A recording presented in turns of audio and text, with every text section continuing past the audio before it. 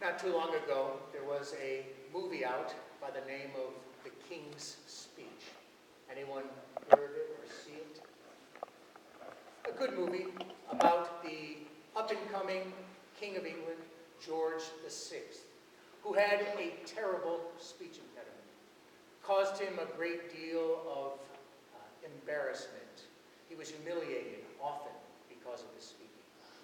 And he tried numerous things to help, but somehow couldn't find relief. Until his wife Elizabeth found this extraordinary person to help him. And this extraordinary person made him do some extraordinary things that he thought were bizarre, like rolling around on the ground, like cursing and singing.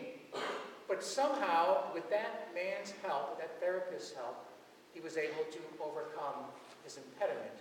So much so that on the eve of World War II, he was able to offer his speech to the Great Britain nation with great confidence. A wonderful feeling for that man to be freed from his impediment. I can only imagine the joy that the man in the gospel felt after all those years that he had to endure his deafness and his dumbness, all of a sudden healed, because his world was an auditory one. There was no newspapers, nothing written. If you didn't hear, you were really an outsider. You were really estranged. So this man's joy to be healed had to be something wonderful. How right the prophet Isaiah was when he said, when God comes, the blind will see, the deaf will hear, the dumb will speak. And God had come in Jesus Christ, because now God was present to his people, and the dumb could speak, the deaf could hear, the blind could see. Jesus was the living presence, the living embodiment of God himself. All great news for those who were healed by Jesus the Messiah. What does this say to us? Those of us who are here have ears. We do hear. We can speak. Are you familiar with the saint by the name of Augustine? In his Confessions, he writes this: "You called to me. You called to me, God. You cried aloud to me. You broke through my barrier of deafness. You shone upon me. Your radiance enveloped me. You put my blindness to flight. You shed your fragrance about me. I drew breath, and now I gasp for you. I tasted you, and now I hunger and thirst for you. You touched me, and I burned for your peace." The man in the gospel had two senses that were restored.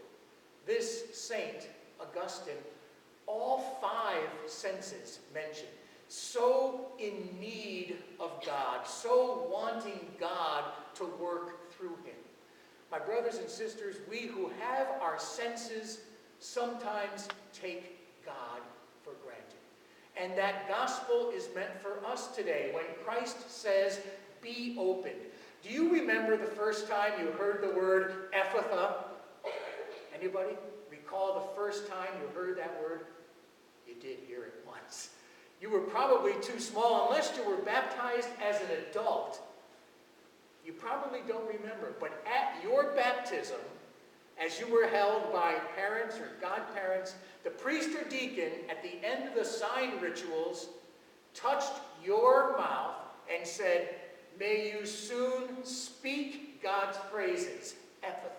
And he touched your ears. He said, "May you soon hear God's word."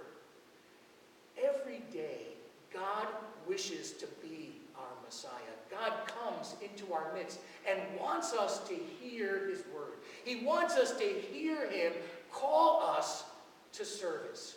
He wants us to be able to hear the call and the cry of those who are less fortunate than us, those who are needy. We don't have to do big and great things. We just sometimes have to take a few minutes out of our day and listen to someone.